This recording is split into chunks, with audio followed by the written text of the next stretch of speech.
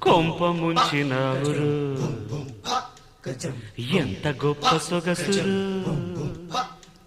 ఈ ఆడదాచినావురు పూల రెక్కలు కొన్ని తేనె చుక్కలు